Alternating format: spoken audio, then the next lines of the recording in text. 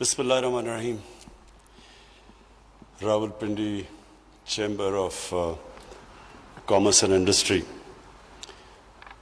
جناب ناصر مرزا صاحب، میں سب سے پہلے تو آپ کو خراج تحسین پیش کرتا ہوں کہ یہ جو آپ نے ایکسپو کی اور مینلی کنسٹرکشن انڈسٹری کی، تو اس کی بھی آپ کو خراج تحسین پیش کرتا ہوں. اور پھر جو میں نے جو سٹالز پہ گیا اور جو ادھر سے مجھے ان پٹ ملی، اور ایک آپ کی بھی ان پٹ ہے کہ یہ کنونشن سینٹر کو اسلام آباد میں ایک ایکسپو سینٹر بنا دیا جائے. اس کا بھی میں انشاءاللہ یہ بڑی اچھی سجیشن ہے اور اس کی میں ابھی کنسلٹ کروں گا اپنے کیبنٹ ممبرز کو، اور میں پھر انشاءاللہ اس کے اوپر فیصلہ کروں گا. دیکھیں جی، سب سے پہلے میری ویژن کیا پاکستان کی، تاکہ جب میں آپ کو ویژن بتا دوں تو اس کے اندر پھر میں آپ کو بتاؤں گا کیا کیا چیزیں اس ویژن کے اندر فٹ کرتی ہیں اس ویژن کو پہنچنے کے لیے. تو سب سے پہلے ویژن پاکستان کی یہ ہے کہ ہم لوگوں کو غربت سے نکالیں. ہماری تقریباً 40% آبادی ہے جس میں 25% غربت کی لکیر سے نیچے ہے، اور تقریباً 20 یا 25% جو کہ بالکل اس کے قریب ہے. تو میرا جو سب سے پہلا ایم ہے کہ ہم کیسے ان کو اوپر اٹھائیں. دوسری ویژن ہے پاکستان کی کہ ہم اپنے ملک کی دولت کیسے بڑھائیں، ویلتھ کریٹ کیسے کریں. ملک میں ہم کیسے ایک یہ ملک جو کہ ایک وقت پہ 60s میں جب ہم بڑے ہو رہے تھے تو یہ بڑی تیزی سے ملک آگے جا رہا تھا. یہ سارے جو آج ایشین ٹائیگرز ہیں یہ پاکستان کی طرف دیکھا کرتے تھے. ملیشیا نے آ کے پاکستان سے سمجھا کہ کیسے آگے بڑھنا ہے. ساؤتھ کوریا نے پاکستان کا فرسٹ 5 ایئر پلان آ کے اسٹڈی کیا. تو ہم وہ ایک ماڈل تھے ڈیولپمنٹ کے، اور پھر ہم نے اپنی آنکھوں کے سامنے اس ملک کو نیچے جاتے دیکھا. تو جو سیکنڈ چیز یہ ہے کہ پاکستان کو کیسے اس مقام پہ لے کے جائیں جو اس کا پوٹینشل ہے. بہت پوٹینشل ہے اس ملک میں، کیونکہ اگر پوٹینشل نہ ہوتا تو ایک وقت پہ تیزی سے اوپر نہ جا رہا ہوتا. ہمارے ادارے آؤٹ سٹینڈنگ نہ ہوتے، پی آئی اے بڑی ایئر لائن نہ ہوتی، ہماری اس وقت بینکرز اگر وہ نہ نیشنلائزیشن ہوتے تو ہمارے بڑے آؤٹ سٹینڈنگ بینکرز تھے جنہوں نے جا کے BCCI دنیا کا ایک ٹاپ بینک بنا دیا. تو بینکرز تھے تو بنا. تو ہر چیز میں پاکستان ایک وقت پہ بڑی تیزی سے اوپر جا رہا تھا. تو ہم کیسے اس کو واپس ادھر لے کے جائیں جو اس کا اصل مقام ہے، اور اس میں کیا کیا قدم اٹھانے ہیں اس کو وہاں لے جانے کے لیے. اور پھر اسی کے ساتھ ریلیٹڈ ہے کہ ایک ملک خوددار ملک بنے. یہ جو ہمیں قرضے لینے پڑتے ہیں، کبھی IMF کے پاس 20 دفعہ IMF کے پاس جا چکے ہیں کیونکہ ہم اپنی اکانومی مینج نہیں کر سکے. اور پھر ایک چھوٹا سا طبقہ اتنا امیر ہو گیا ہے کہ ان کے لیے باہر، یعنی میں کیونکہ میرا باہر بڑا جانا ہوتا تھا، کرکٹ کی وجہ سے باہر جاتا تھا. پھر میں شوکت خانم کے لیے پیسے اکٹھے کرنے کے لیے باہر پاکستانیوں سے پیسے اکٹھے کرتا. تو وہاں امیر ترین پاکستانی ہوتے تھے. وہ پیسہ ان کے پاس ہوتا تھا، اور وہ یعنی آپ امیجن نہیں کریں گے کہ پاکستان کہ یہ حالات ہوں کہ اس کو قرضے لینے پڑے اور امداد لینا پڑے. تو لوگ امیر لیکن ملک غریب. تو یہ بھی ایک امبیلنس ہے کہ ایک سسٹم جب کرپٹ ہو چکتا ہے تو یہی ہوتا ہے. پھر نیچے غربت ہو جاتی ہے، تھوڑا سا طبقہ امیر ہو جاتا ہے، نہ وہ ٹیکس دیتا ہے، وہ آرام سے عائشیاں، لنڈن میں ان کی چھٹیاں، ہالیڈیز، باہر شاپنگ. لیکن عام آدمی جو ہے وہ اپنی بنیادی ضروریات مشکل سے پوری کرتا ہے. تو ایک کرپشن کا یہ سسٹم بن جاتا ہے. یہ سارے وہ ملک جدھر حکمران اور ان کی رولنگ ایلیٹ کرپٹ ہوتی ہے، ان سارے ملکوں کے اندر یہی حالات ہوتے ہیں. وسائل کے باوجود غربت ہوتی ہے اور تھوڑا سا طبقہ بڑا امیر ہوتا ہے اور ان کے باہر بڑے بڑے محلات ہوتے ہیں. یہ ساری ڈیولپنگ کنٹریز کی یہی سٹوری ہے. تو یہ اس کو کیسے چینج کرنا ہے، تو یہ ایک میرا بڑی ویژن ہے. یہ تو جو آخری چیز ہے یہ تو رول آف لا، قانون کی بالادستی بجائے طاقت کی بالادستی، وہ قائم کر کے، انصاف قائم کر کے تو یہ چینج آئے گا. بڑی سطح کے اوپر، لیکن نیچے سے جو لوگوں کو اٹھائیں گے اس کے بڑے طریقے ہیں. ایک تو ہم پورا احساس پروگرام لے کے آ رہے ہیں.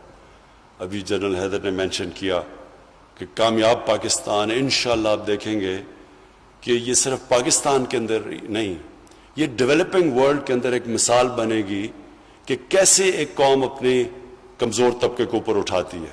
اس کے اندر جو ہم کام کر رہے ہیں کبھی پہلے پاکستان میں نہیں ہوئے کہ ہم نے، اور یہ انشاءاللہ 9 تاریخ کو ہم بڑے دھوم دھام سے لانچ کر رہے ہیں. اور یہ پروگرام میں کیا ہوگا کہ جو ہمارا 40% نیچے طبقہ ہے، ہر خاندان کو، ہر خاندان آپ یہ دیکھ لیں، یہ بڑا ایمبیشس پروگرام ہے، ہر خاندان کے لیے ایک خاندان کے فرد کو ٹیکنیکل ایجوکیشن دی جائے گی. خاص طور پہ اب جو آئی ٹی کا سیکٹر ہے اس میں بڑی جلدی آپ لوگوں کو ٹرین کر سکتے ہیں اور بڑی جلدی وہ پیسے کمانا شروع کر سکتے ہیں. ایک خاندان کے اندر ہیلتھ کارڈ جائے گا. ہیلتھ کارڈ کا مطلب کہ 10 لاکھ روپے میں کسی بھی ہسپتال میں جا کے وہ خاندان کے فرد اپنا علاج کروا سکتا ہے مفت. تیسری چیز کہ سستے سود کے بغیر قرضے دیے جائیں گے. اگر شہر میں ہیں تو وہ اپنی کوئی دکان یا اپنی کوئی جو بھی اس قرضے پہ کر سکے، اپنا کاروبار کر سکے. اور اگر دیہات میں ہیں تو وہ ایک کسان کے لیے وہ سود کے بغیر ایک فرد کو قرضہ ملے گا. اور پھر جو لو کاسٹ ہاؤسنگ ہے، یہ پاکستان میں ابھی تک روٹی کپڑا مکان کی تو بات ہوئی تھی لیکن کبھی اس کے اوپر کام نہیں ہوا. اب ہم مائکرو فائنانس کے ذریعے اس ایک خاندان کے لیے اس کو ہم فائنانس کریں گے اپنا گھر بنانے کے لیے. یہ اس لیے امپورٹنٹ ہے کہ کیونکہ لوگوں کے پاس کیش نہیں ہوتا گھر بنانے کے لیے، تو ہمارے شہروں کے اندر یہ پھیلتی جا رہی ہیں کچی آبادیاں. کراچی تقریباً 40% کچی آبادی بن چکا ہے. اور کیسے لوگوں کے پاس جب کیش نہیں ہوگا اور کہاں کیش کے بغیر گھر نہیں بنا سکتے، تو یہ جو ہم نے بڑی جدوجہد کی اس قانون کو عدالتوں سے نکالنے کے لیے جس کو کہتے ہیں فور کلوجر لا، جب تک قانون نہیں ہوگا کہ اگر کوئی قسط نہیں دیتا تو اگر وہ بینک ایکشن نہیں لے سکے گا اس کے اوپر، وہ قرضے ہی نہیں دیں گے. تو اس لیے پاکستان میں ہاؤس فائنینسنگ کا کانسیپٹ ہی نہیں ہے. 0.2% پاکستان کے اندر اب تک گھروں کے لیے قرضے دیے جاتے ہیں. ہندوستان جو ہمارے ساتھ ہی ادھر بھی بڑے مسئلے ہیں، وہاں 10% پہنچ گئے. اور ملیشیا میں 30% ہاؤس فائنینسنگ ہے. اور یورپین امریکہ 80% سے اوپر ہے وہاں. تو ہمارے ملک میں تو کانسیپٹ ہی نہیں ہے ہاؤس فائنینسنگ کا. تو یہ 2 سال ہمیں لگے اس قانون کو، بڑی محنت سے یہ فائنلی قانون پاس کیا گیا. تو اب اس سے پہلی دفعہ پاکستان میں موقع ملے گا اس طبقے کا جس کے پاس کیش نہیں ہے گھر بنانے کا، ان کو اب ہم چانس ملے گی کہ وہ بینک سے پیسے لے کے تو اپنے گھر بنا سکیں. اور پھر جو نچلا طبقہ ہے اس کو پروٹیکٹ کرنے کے لیے گورنمنٹ سبسڈائز کر رہی ہے اس کو. ہم ان کے لیے 5 مرلے کے اوپر ہم نے پورا پلان بنایا ہوا کہ ہم صرف 5% سے اوپر سود نہیں جانے دیں گے. 5 یا 3؟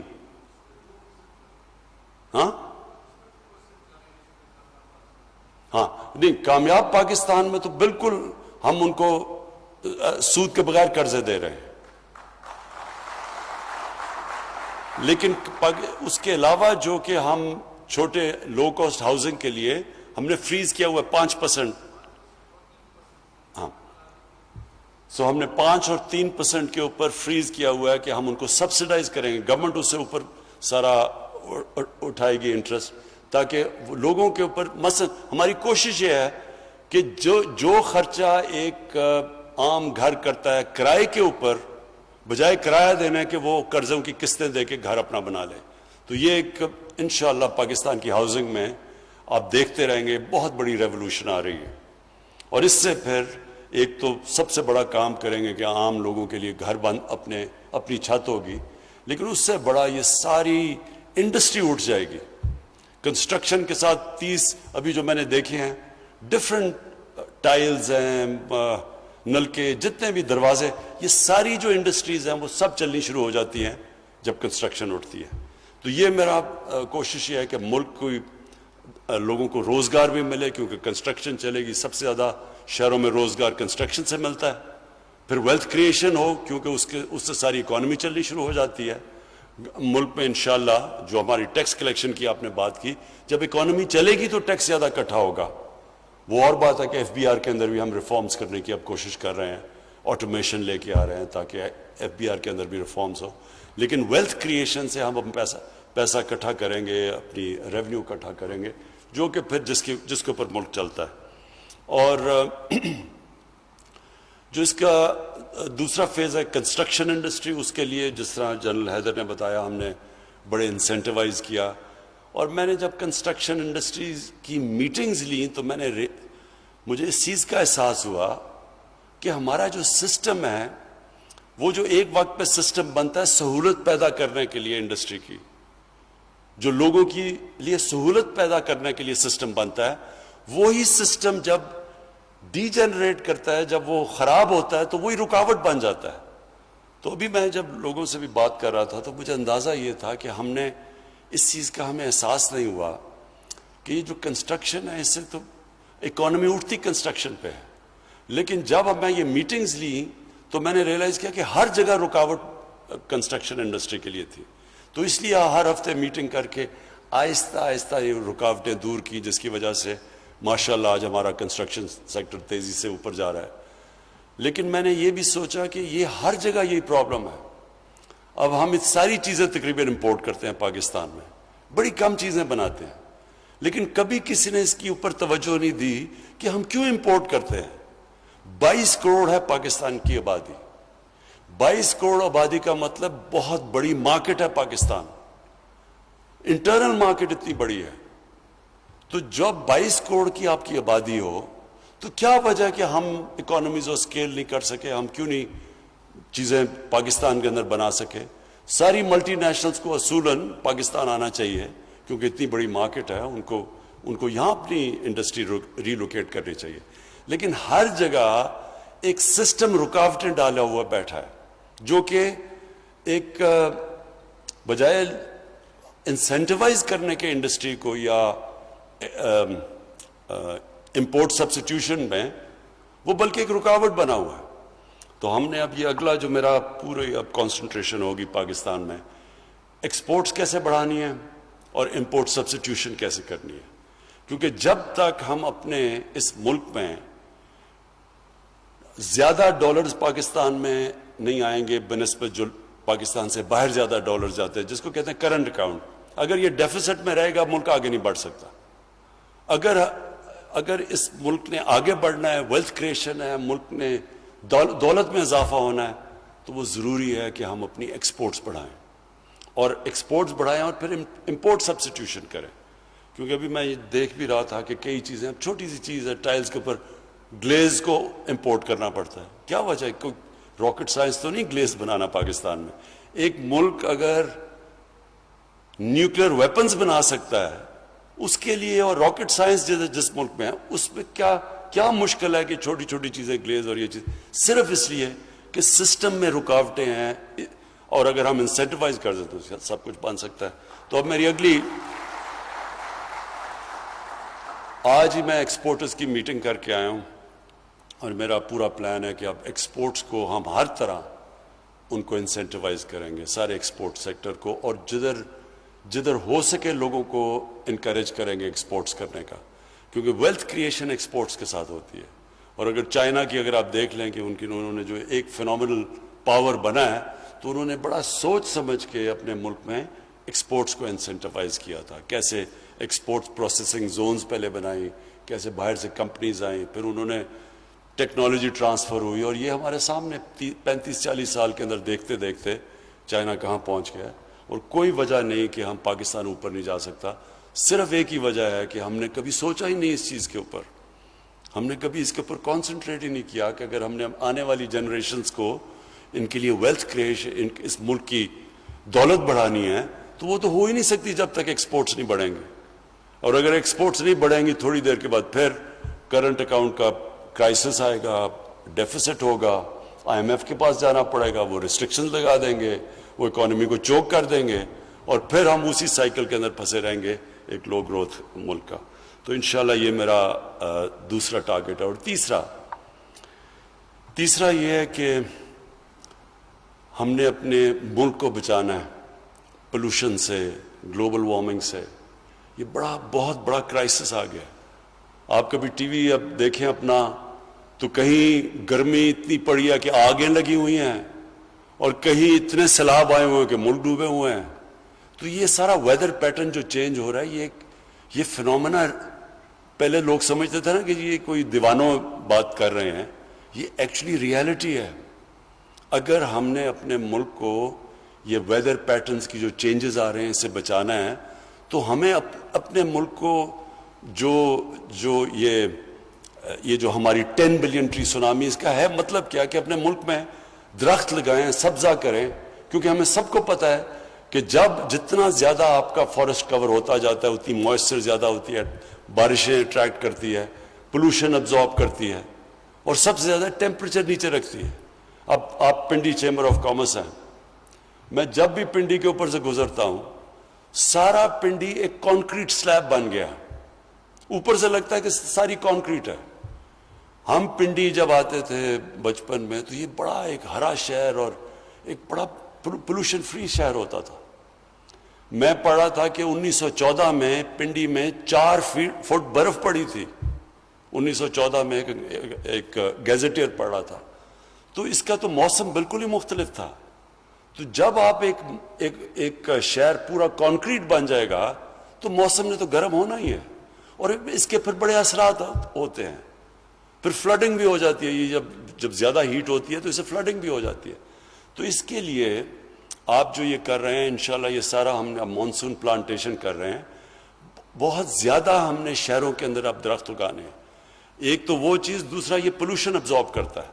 लाहौर में अपनी ज़िंदगी में आपको बता रहा हूँ कि लाहौर जैसा साफ शहर और सिटी ऑफ गार्डन कहा जाता था, पेशावर को सिटी ऑफ गार्डन्स कहा जाता था। अब लाहौर की जो पोल्यूशन लेवल हैं वो डेंजर लेवल से भी ऊपर चले गई हैं, क्योंकि दरख्त का सारा कवर ख़त्म कर दिया।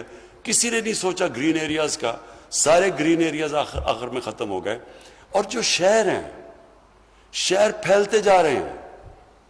आपको हैरत होगी ये इस्लामाबाद की कि हमारी जो एनवायरमेंटल मिनिस्ट्री है उसने बताया कि 1960 से जब इस्लामाबाद शुरू हुआ, 2010 तक जितना इस्लामाबाद था, 2010 और 2020 में उतना ही बड़ा इस्लामाबाद बन गया। तो जिस तेजी से ये फैल रहे हैं, बढ़ रहे हैं, मैंने सारी जगह कहा हुआ है कि हर शहर का मास्टर प्लान बनेगा। मास्टर प्लान बनेगा, उसके बाद ग्रीन एरियाज के ऊपर कोई कंस्ट्रक्शन नहीं हो सकेगी। और शहरों के अंदर भी जो ग्रीन एरियाज हैं उनको बचाना है। और ये जो अपना हमारा फूड सिक्योरिटी का प्रॉब्लम अब आ रहा है, आपको पता है कि हमने पाकिस्तान की तारीख में सबसे ज्यादा गंदम उगाई है इस बारी। उसके बावजूद 40 लाख टन गंदम इंपोर्ट करनी पड़ी है हमें, क्योंकि आबादी तेजी से बढ़ती जा रही है। और अगर हमने अपने ग्रीन एरियाज ना बचाए और ये कम होते गए तो आखिर में बहुत बड़ा प्रॉब्लम होगा फूड सिक्योरिटी का। तो इसलिए शहरों के मास्टर प्लान्स अब शहरों को ऊपर लेके जा रहे हैं। हमने 2 शहर प्लान किए हैं। एक रावी सिटी क्यों बना रहे हैं? क्योंकि जो लाहौर का पानी है वो नीचे जाता जा रहा है और जो रावी दरिया है वो बिल्कुल एक सीवरेज का नाला बन चुका है। तो रावी को भी बचाने के लिए बैराजेस बना रहे हैं, उसके ऊपर एक पूरा शहर और उसके एक पूरी लेक बना रहे हैं। और लेक इसलिए बना रहे हैं कि लाहौर का ग्राउंड पानी ऊपर आना शुरू हो, तो ऊपर लेक बना रहे हैं, उसके पूरा एक नया शहर जो ऊपर जाएगा, बजाय फैलता जाए लाहौर ऊपर जाएगा। और फिर पूरा एक फॉरेस्ट, पूरा जंगल, कुछ 70,000 दरख्त उगा रहे हैं उसके साथ साथ, ताकि वो एक पहली दफा एक प्लान्ड ग्रीन सिटी बने। और मकसद ये लाहौर को बचाना है, क्योंकि लाहौर तो इस वक्त वैसे ही चारों तरफ कसूर शेखोपुरे तक पहुंच गया।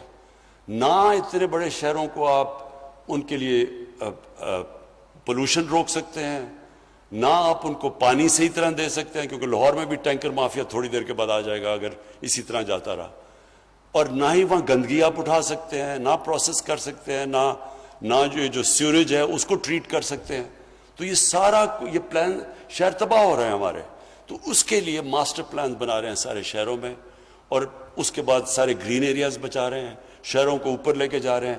شہروں کے اندر جو ابھی بچ گئے ہیں گرین ایریاز ان کو بچا رہے ہیں، اور پھر جو قبضے ہوئے ہیں شہروں کے اندر سرکاری زمینوں پہ طاقتور لوگوں نے قبضے کیے ہوئے ہیں، ان قبضہ گروپس کے پیچھے جا رہے ہیں اور یہ قبضے ختم کر رہے ہیں اور ان ساروں کو گرین ایریاز کے اندر کنورٹ کر رہے ہیں تاکہ ہمارے آنے والی نسلوں کے لیے ہم ایک بہتر پاکستان چھوڑ کے جائیں.